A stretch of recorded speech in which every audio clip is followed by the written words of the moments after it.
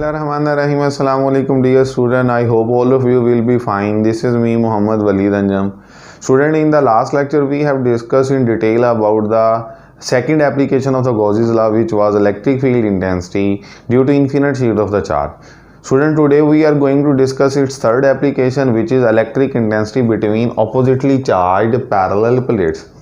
Student, if we look at the topic, तो इससे हमें बहुत क्लियरली ये बात पता चल जाती है कि हमारे पास कोई दो पैरेलल प्लेट्स हैं और वो ऑपोजिटली चार्ज्ड हैं, ठीक है, और वो एक दूसरे के करीब पड़ी हुई हैं।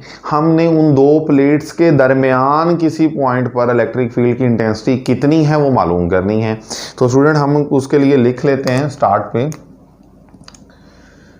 Consider we have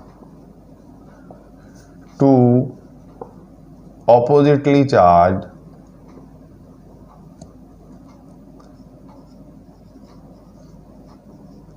parallel plates,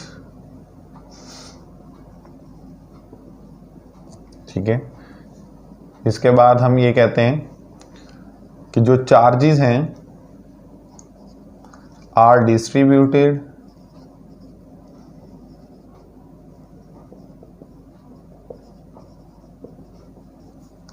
uniformly, charges are distributed uniformly on the surface of plates। और उसके लिए हमने जो सरफेस चार्ज डेंसिटी पड़ी थी जिसको हमने बोला था sigma, that was equal to, in the last lecture we have also discussed about surface charge density, sigma equals to q over a, charge पर यूनिट एरिया। यहां से अगर हम चार्ज की वैल्यू निकालें तो sigma into A. This is our equation number 1।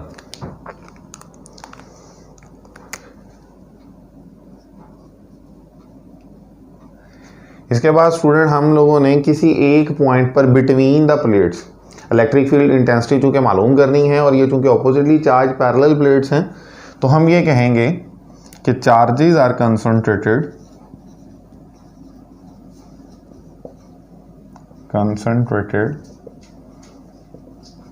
On the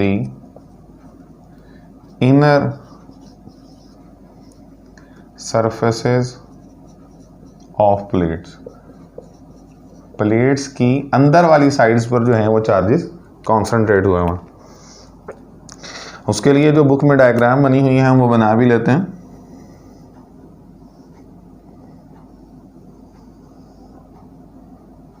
late us consider we have two oppositely charge plates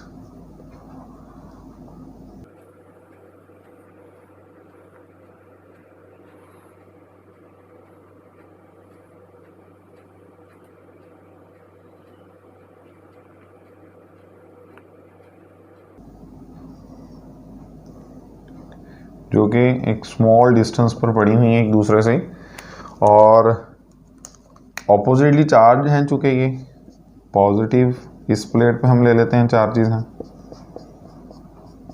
और इस प्लेट पर हम कहते हैं नेगेटिव चार्जेस। अब अगर स्टूडेंट इस कॉन्सेप्ट को देखें तो हमें ये बात चूँकि पता है कि जो इलेक्ट्रिक फील्ड लाइंस होती हैं वो हमेशा पॉजिटिव चार्ज से स्टार्ट होती हैं और टर्मिनेट किस पर होती हैं, नेगेटिव चार्ज पर। तो इनके दरमियान में इलेक्ट्रिक फील्ड लाइंस जो होंगी वो पॉजिटिव प्लेट से स्टार्ट होंगी, पॉजिटिव चार्ज से स्टार्ट होंगी और टर्मिनेट कहाँ पर हो जाएंगी, नेगेटिव चार्ज। चूँकि वो उनकी, ये बात हम पहले कह चुके हैं कि वो उनकी इनर सर्फेसेस पर कॉन्सेंट्रेट किए हुए हैं चार्जेस। तो ये हमारे पास इलेक्ट्रिक फील्ड लाइंस की डायरेक्शन है, that is from positive to negative. यहाँ पर हम लिख भी लेते हैं electric field lines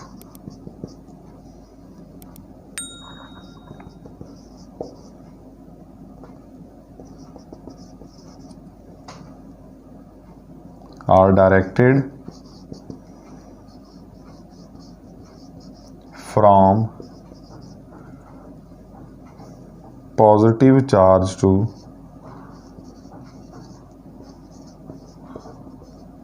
negative charge, positive charge से नेगेटिव चार्ज की तरफ डायरेक्ट हुए हैं किसी भी एक पॉइंट पर बिटवीन द प्लेट। सपोज हम ये कह लेते हैं कि इस पॉइंट पर हमने इलेक्ट्रिक फील्ड की इंटेंसिटी फाइंड आउट करनी है और वो पॉइंट पी है। तो जिस पॉइंट पर हमने इंटेंसिटी फाइंड आउट करनी होती है वहाँ उस पॉइंट के अबाउट हम एक क्लोज इमेजिनरी सरफेस ड्रॉ करते हैं जिनको हम गॉसियन सरफेस का नाम देते थे। और इस केस में वो जो गॉसियन सरफेस होगी वो हम in the form of a hollow box consider करेंगे। मैं यहाँ पे लिख भी देता हूँ, in order to calculate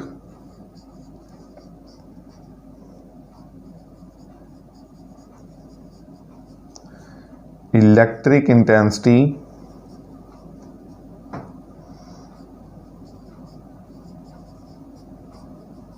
E, consider a closed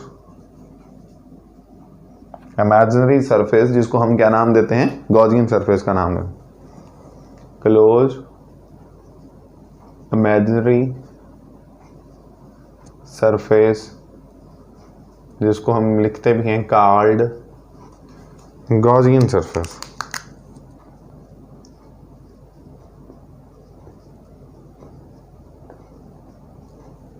in the form of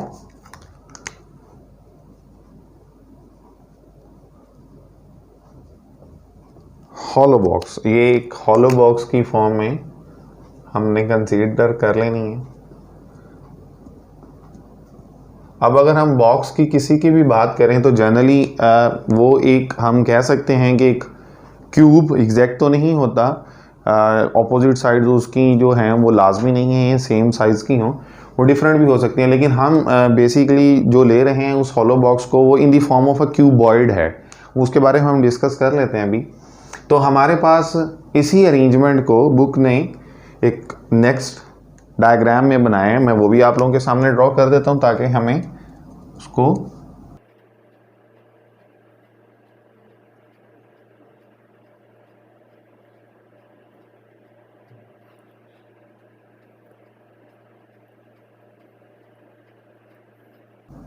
ये जी हमारे पास अगेन वही दो ऑपोजिटली चार्ज पैरेलल प्लेट्स बना ली हमने।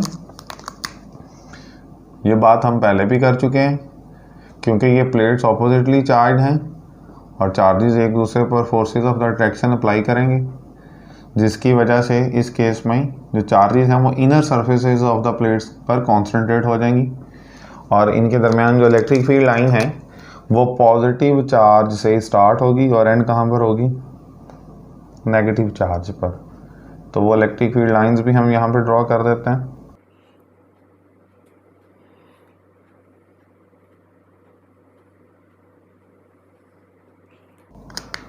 और अब ये बात हम पहले भी कर चुके हैं कि वो electric field line positive charge से नेगेटिव चार्ज की तरफ डायरेक्ट है।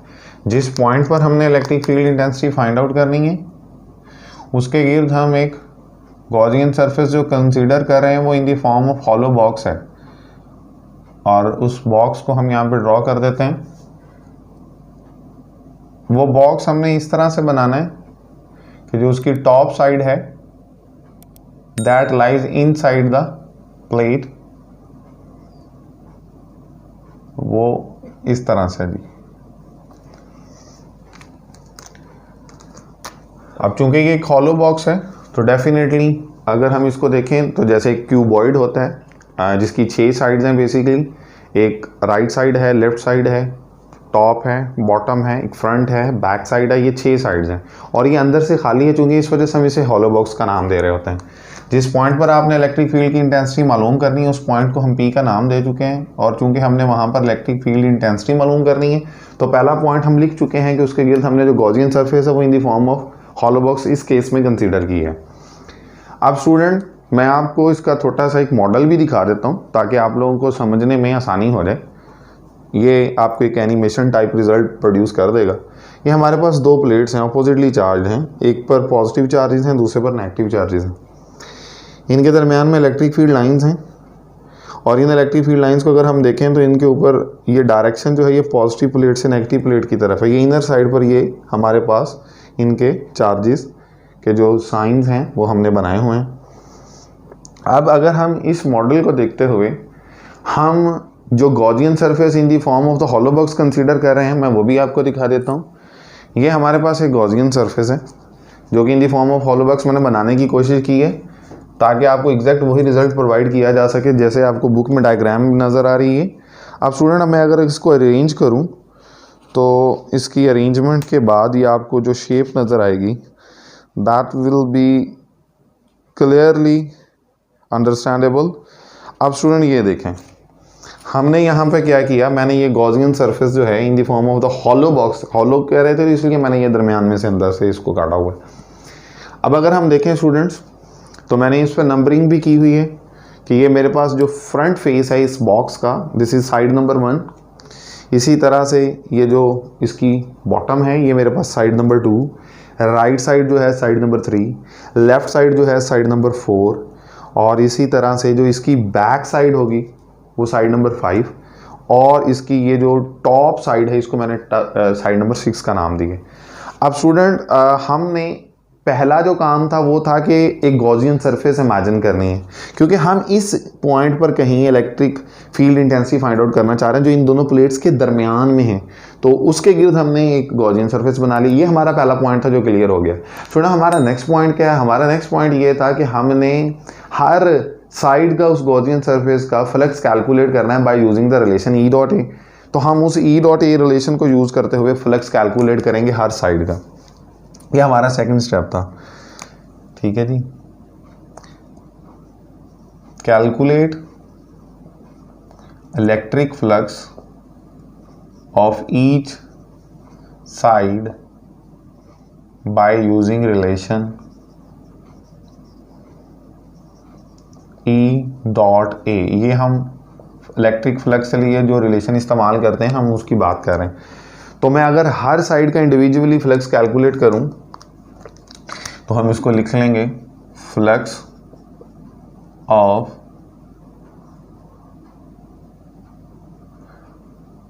फ्रंट। मैं ये चूंकि वो बॉक्स आपको बना रहा हूं, आप इसे कोई भी नाम दे सकते हैं, side number 1, side number 2, side number 3, what is your I can say what do you want, you can name it.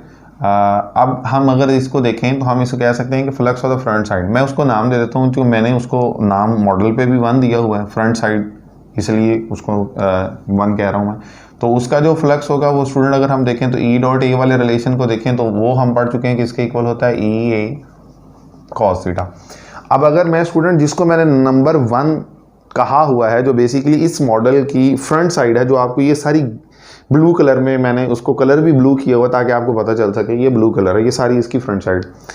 अगर आप देखें तो स्टूडेंट ये हमारे पास एक ऐसी सरफेस है जो कि बेसिकली इसकी सरफेस एरिया को रिप्रेजेंट कर रही है। ए वेक्टर है यहाँ पर जिसको हम वेक्टर एरिया कहते हैं। तो उसका वेक्टर एरिया ड्रॉ करने के लिए हम इस पर नॉर्मल ड्रॉ करते हैं। और फर्स्ट साइड का अगर नॉर्मल देखें तो स्टूडेंट मैंने उसको डायरेक्शन को शो करने के लिए उस सरफेस पर जो नॉर्मल है मैंने एक परपेंडिकुलर ड्रॉ करने के लिए एरो टाइप एक स्टिक यहाँ पे लगाई हुई है, आप लोग देख सकते हैं।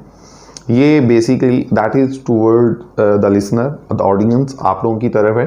तो आप देखें कि ये हमारे पास हाँ वेक्टर एरिया की डायरेक्शन है ये इस तरह से, और इलेक्ट्रिक फील्ड लाइंस आप देख सकते हैं कि वो डाउनवर्ड डायरेक्शन में यहाँ से इस केस में आपके सामने। तो हम ये देख सकते हैं बासानी कि ई और ए के दरमियान एंगल कितना है, 90 डिग्रीज़ का एंगल है। तो हमारे पास यहाँ पर हम ये कहेंगे कि फर्स्ट साइड पर ये हमारे पास ई और ए एक दूसरे पर परपेंडिकुलर हैं और उसकी वजह से एंगल कितना है, 90 डिग्रीज़ का है। और अगर हम यहाँ पर थीटा की जगह पर 90 पुट करेंगे तो स्टूडेंट हमारे पास रिजल्ट क्या आ जाएगा, ई ए कॉस 90 डिग्री, और कॉस 90 हमें पता है कि इसकी इक्वल होता है 0।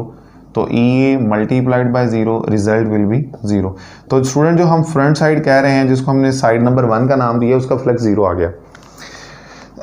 इसके बाद स्टूडेंट हम बात करते हैं हमारी फ्रंट साइड के बाद जिसको हमने सेकंड साइड का नाम दिया है, वो बेसिकली इसकी जिसको मैंने नाम दिया है, ये मैं आपको अगर इस तरह से निकाल के भी दिखा सकता हूँ, बाहर अलग करके डिटैच करता हूँ इससे, तो we can see it clearly कि मैंने उसको ये येलो कलर से रिप्रेजेंट किया और मैंने नंबर भी दिया हुआ है कि वो हमारी साइड नंबर 2 है। तो मैं अगेन उसके लिए लिखूँगा कि फ्लक्स ऑफ बॉटम साइड, वो हमारी जो बॉटम साइड है जिसको बेसिकली मैंने नाम क्या दिया सेकंड, तो मैं उसके लिए लिख सकता हूँ फाई 2 इक्वल थ्रू अगेन वो ई ए कॉस थीटा होगा। और अगर हम देखें तो उस मॉडल से आपको नज़र आ जाएगा आसानी से कि हमारे पास ये जो येलो साइड थी, ये चूँकि बॉटम में है, ये इस तरह से हॉरिजॉन्टल एक सरफेस थी, इस पर अगर परपेंडिकुलर ड्रॉ करेंगे, नॉर्मल ड्रॉ करेंगे तो डाउनवर्ड डायरेक्शन में होगी। अगर उसको देखें तो वो बेसिकली ये साइड है जो आपको यहाँ पर नज़र भी आ रही है। तो अगर हम इस साइड को देखें, इस साइड इस हॉरिजॉन्टल लाइन को अगर देखें तो इसका वेक्टर एरिया कैसे ड्रॉ करेंगे, इसका वेक्टर एरिया जो इस पर नॉर्मल होगा उसको हम वेक्टर एरिया बोलेंगे। और इलेक्ट्रिक फील्ड लाइंस तो ऑलरेडी डाउनवर्ड डायरेक्शन में, ये हम रेड कलर के एरोस को देख सकते हैं हर लाइन का, तो ई और ए दोनों की डायरेक्शन सेम है। तो इस केस में हम क्या कहेंगे कि ई और ए जो हैं वेक्टर एरिया, ये दोनों एक दूसरे के साथ पैरेलल हैं, और अगर पैरेलल हैं तो थीटा इनके दरमियान क्या होगा 0 डिग्रीज। तो स्टूडेंट अगर थीटा इनके दरमियान 0 डिग्रीज है तो ये वैल्यू हम यहाँ पर पुट कर देंगे अपनी इक्वेशन में, और हमारा रिजल्ट क्या आ जाएगा, हमारा रिजल्ट आ जाएगा E A cos 0 degrees and cos 0 is equal to 1, तो result will be E A into 1 which is equal to E A. Student this is the flux of the bottom side जिसको हमने basically side number 2 का नाम दिया। इसके बाद हम बात करेंगे जो कि यहाँ पर आपके पास इस मॉडल में येलो कलर से मैंने रिप्रेजेंट किया था। इसके बाद जो राइट साइड है इसी बॉक्स की, अगर देखें तो उसको मैंने ग्रीन कलर किया हुआ है, और अगर उसको देखें आप, उस ग्रीन कलर पर मैंने ये नॉर्मल ड्रॉ कर दिया है जो इसका वेक्टर एरिया कहलाएगा। अगर हम उस नॉर्मल को देखें तो आपके सामने है, ये ग्रीन कलर है, ये मैं इसलिए ताकि घूम सकता है इसलिए मैंने ये हाथ में रखा हुआ ताकि आपको समझने में आसानी आ सके। ये हमारे पास जो साइड नंबर 3 है जिसको मैंने ग्रीन कलर किया, अगर इस साइड पर हम वेक्टर एरिया ड्रॉ करें तो ये वेक्टर एरिया इस डायरेक्शन में है, और इलेक्ट्रिक फील्ड लाइंस अगर आप देखें तो ये डाउनवर्ड डायरेक्शन में आपके सामने हैं। ये दोनों ये आपको बज़ाहिर नज़र आ रही हैं कि एक दूसरे पर परपेंडिकुलर है, तो इनमें एंगल क्या है 90 है। तो मैं बगैर कुछ वेट किए हुए यहाँ पे लिख देता हूँ कि फ्लक्स ऑफ राइट साइड, जिसको मैंने बेसिकली फाई 3 का नाम दिया, that is equal to E A cos theta flux. और अगर हम इस केस में देखें तो ई ए कॉस थीटा चूँकि 90 है तो हमारे पास अगेन जो फ्लक्स होगा दैट विल बी 0। ये मैं यहाँ पे बना भी देता हूँ, राइट साइड तो हमें नज़र आ रही है ना। अगर हम इस साइड पर नॉर्मल ड्रॉ करें तो वो नॉर्मल कुछ इस तरह से होगा, और उस नॉर्मल को बल्कि हम इसको ब्लैक कलर की लाइन से ड्रॉ कर देते हैं ताकि कन्फ्यूजन ना हो। तो हम कहेंगे ये वेक्टर एरिया इस साइड का है, और अगर आप इस वर्टिकल लाइन को देखें जो इलेक्ट्रिक फील्ड लाइन को रिप्रेजेंट कर रही है तो आप क्लियरली यहाँ से देख सकते हैं ये एक दूसरे पर परपेंडिकुलर है, तो एंगल 90 डिग्रीज होगा। तो हमारे पास cos 90 0 होता है, तो हमारे पास थर्ड साइड का भी फ्लक्स क्या होगा जिसको हमने राइट साइड का 0। स्टूडेंट आइए देखते हैं नेक्स्ट साइड पर। तो ये देखें, तो ये हमारे पास flux of the left side, अगर हम लेफ्ट साइड की देखें तो ये अगर हम राइट कह रहे हैं इसको लेफ्ट कह लें, इस लेफ्ट साइड पर अगेन जो राइट साइड का रिजल्ट है वही लेफ्ट का भी होगा। कैसे, अगर हम इस साइड का वेक्टर एरिया ड्रॉ करें तो अगेन ये वेक्टर एरिया होगा, और इलेक्ट्रिक फील्ड लाइंस अगर आप देखें तो वो डाउनवर्ड डायरेक्शन में है, तो यहाँ पर भी हम ये रिप्रेजेंटेशन के लिए 90 हमें क्लियर कट हो गया कि इधर भी एंगल कितने डिग्रीज का है 90 डिग्रीज का, यानी कि इस केस में भी इलेक्ट्रिक फील्ड लाइन और जो हमारे पास वेक्टर एरिया है वो एक दूसरे पर परपेंडिकुलर है, तो वो हमारे पास उसको हम साइड नंबर 4 का नाम दे चुके हैं और उसका भी फ्लक्स 0 है। स्टूडेंट इसके बाद हम फ्रंट साइड को चूँकि फर्स्ट का नाम दिया था, अब हम इसके बाद नेक्स्ट जो है बैक साइड जो है हमारी उसको हम साइड नंबर 5 का नाम दे देते हैं, और उसको मैं लिख भी देता हूँ कि flux of back side of the box. उस बॉक्स की जो बैक साइड है उसको हम अगर फ्लक्स नंबर 5 का नाम दे दें तो उसका E dot A equals to E A cos theta. देख लेते हैं, हम मॉडल को देखते हैं। अगर स्टूडेंट ये देखें, ये हमारी फ्रंट साइड थी, और बिल्कुल इसकी जो बैक साइड है मैं अगर आपके सामने उसको निकालूं, और ये देखें ये हमारी, इसको मैंने ब्लैक कलर किया हुआ, ठीक है। और अगर हम इस ब्लैक कलर को देखें तो स्टूडेंट अगेन इस पूरी साइड पर, इस पूरी सरफेस पर जो नॉर्मल है वो हमने ये वेक्टर एरिया रिप्रेजेंट करने के लिए बनाया हुआ है। और अगर आप इस वेक्टर एरिया को देखें तो ये इस साइड पर आपकी तरफ है, टूवर्ड्स द ऑडियंस। और ये इलेक्ट्रिक फील्ड लाइंस अगर देखें तो ये ग्रीन कलर के एरोज हैं जो आपको नज़र आ रहे हैं, ये डाउनवर्ड हैं। तो आप देख सकते हैं ये दोनों एक दूसरे पर 90 डिग्रीज के एंगल पे हैं। अच्छा, इसके बाद स्टूडेंट हमारे पास टॉप साइड रहेगी। तो flux of the top side उसको हम साइड नंबर 6 का नाम देते हैं। ये देखें, और मैंने इसको 6 का नंबर भी दिया हुआ है। तो E dot A will be again equals to E cos theta. Student क्योंकि ये जो साइड है ये बेसिकली मेटल प्लेट से आउटसाइड पर है, तो हम ये कह देते हैं कि यहाँ पे तो कोई फील्ड ही नहीं होगी। As this side is outside the metal plate so है E इक्वल्स टू 0। और अगर वहाँ पर इलेक्ट्रिक फील्ड की स्ट्रेंथ ही 0 है तो हमारे पास फ्लक्स ऑटोमेटिकली 0 हो जाएगा। तो स्टूडेंट हमने इंडिविजुअली, देखिएगा दोबारा से मैं आप लोगों को रिपीट कर रहा हूँ, जो हमारी फ्रंट साइड थी, जो हमारी राइट साइड थी, जो हमारी लेफ़्ट साइड थी, जो हमारी बॉटम पर साइड थी, और जो हमारी टॉप पर साइड थी, और जो बैक पर साइड थी इस बॉक्स के, हमने इन 6 साइड्स का इंडिविजुअली फ्लक्स कैलकुलेट कर लिया। और इस मॉडल में ये आपको क्लियर कट मैंने आपको बता भी दिया, दिखा भी दिया। अब स्टूडेंट हम इन तमाम फ्लक्सेस को अगर सम अप कर लें तो हमारे पास टोटल फ्लक्स आ जाएगा इस गॉसियन सरफेस का। तो अगर हम इसको लिखें कि हमारे पास जो टोटल फ्लक्स होगा वो टोटल फ्लक्स किसके इक्वल होगा? Flux of the side number 1, side number 2, side number 3 plus side number 4 plus side number 5 plus side number 6। तो हम इंडिविजुअली हर साइड का चूंकि फ्लक्स कैलकुलेट कर चुके हैं तो टोटल फ्लक्स करने के लिए हम सबको ऐड कर देंगे। अब अगर हम वैल्यूज पुट करते जाएं तो flux of the side number 1 that was equals to 0, flux of the side number 2 that was equals to E। उसके बाद जो थर्ड था वो भी 0 था, 4 जो था वो भी 0 था, 5th जो वो भी 0 था, 6 का भी 0 था। तो रिजल्ट हमारे पास स्टूडेंट क्या आ जाएगा? EA आ जाएगा। ये हमारा टोटल फ्लक्स आ गया। अब हम क्या करेंगे? अब हम इसको इक्वेशन नंबर नाम दे देते हैं, इक्वेशन नंबर 2 का। स्टूडेंट इसके बाद हमने क्या करना है?